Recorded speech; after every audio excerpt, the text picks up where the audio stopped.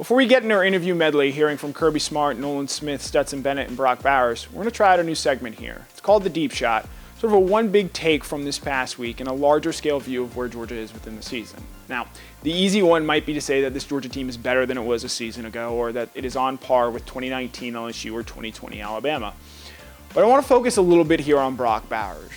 If you're making a list of the best players to play for Kirby Smart in his time at Georgia, you've got plenty to choose from. There's individual efforts like George Pickens, Trayvon Walker, who has the accolade of being the #1 overall pick in this past draft, key leaders like Jordan Davis and Andrew Thomas, who were key players from day one, and quarterbacks like Jake Fromm and Stetson Bennett. But I don't know how many of them are truly better playing football than Brock Bowers. Bowers was sensational on Saturday, catching 5 passes for 121 yards and 3 touchdowns. The fact that it might not even be his best game at Georgia says just how much he's already accomplished. He's only played 18 games in his career and is 3 games into his sophomore season. He can do just about everything for Georgia, as he did on Saturday. Skied over a defender for his first touchdown catch of the season, took an end around to score early in the game for Georgia.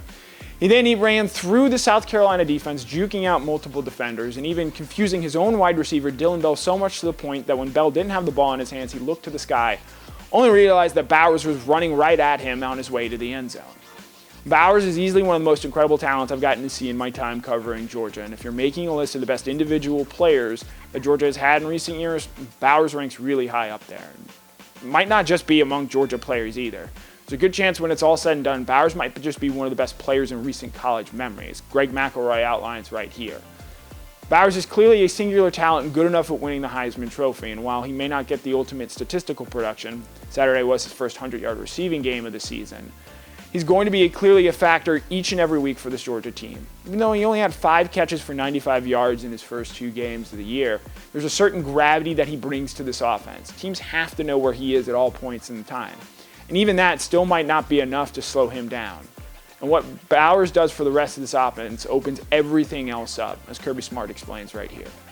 I don't even know his numbers. I know he looked fast running down that field. So what numbers did he have? Because the thing about Brock that's so hard you don't get to measure is the amount of tension he draws. 121, whatever that is, yards, 5 for 5. But 3 or 4 of those plays that Brock made, there were people blocking down the field, elite blocking down the field. So Darnell Washington, on one of the little crack screens we run, pins a guy, and the holes are created through displacement, not just blocking. Darnell displaces people.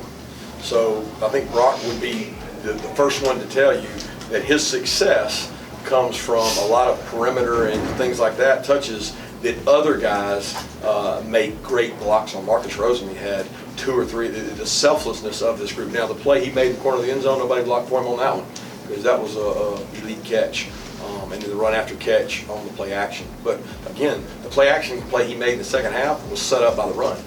If you run the ball 2 or 3 times, those safeties are coming down and he's running by you. But he's a special player, and I don't know that I've been around somebody that works as hard as he and Darnell do in practice. I think Bowers is easily a top 5 player to play for Kirby Smart. And he's not number 5. And by the time he finishes his career and goes on to be a first-round draft pick, I think he might end up being the best player to ever play for Kirby Smart. A quite large achievement given some of the players he's already had come through the university.